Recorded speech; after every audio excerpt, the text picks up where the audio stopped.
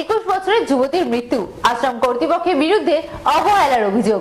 ঘটনাটি ঘটেছে গোকুল নগরের অভয় মিশনে। বৃহস্পতিবার দুপুরে হাপানিয়া হাসপাতালে ম্যাজিস্ট্রেটের উপস্থিতিতে ময়না তদন্ত হয় মৃতদেহের।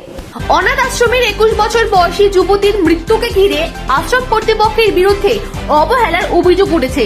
ঘটনা গোকুল নগর অভয় মিশনে। বৃহস্পতিবার দুপুরে হাপানিয়া হাসপাতালে ম্যাজিস্ট্রেটের উপস্থিতিতে মৃতদেহের ময়নাতদন্ত হয়। জানা গেছে, শাশ্বতী নাগ নামের ওই প্রতিবন্ধী যুবতী বুধবার সকালে অসুস্থ হয়ে পড়লে অভয় মিশন আশ্রম কর্তৃপক্ষ বুধবার সকালে তড়িঘড়ি তাকে হাপানিয়া হাসপাতালে নিয়ে যায়। পরে সন্ধ্যা 7:30 নাগাদ তার মৃত্যু হয়। তবে হাসপাতাল সূত্রের খবর, অভয় আশ্রম কর্তৃপক্ষ নাকি শাশ্বতী নাগকে সঠিক সময় হাসপাতালে নিয়ে যায়নি। অনেকটাই দেরিতে হাসপাতালে নিয়ে যাওয়ার সঠিক সময় তার চিকিৎসা করা সম্ভব হয়নি। আরো আগে তাকে হাসপাতালে নিয়ে গেলে হয়তো শাশ্বতীকে বাঁচানো যেত। বৃহস্পতিবার ম্যাজিস্ট্রেটের উপস্থিতিতে হাপানিয়া হাসপাতালে শাশ্বতী নাগের মৃতদেহ ময়নাতদন্ত হয়।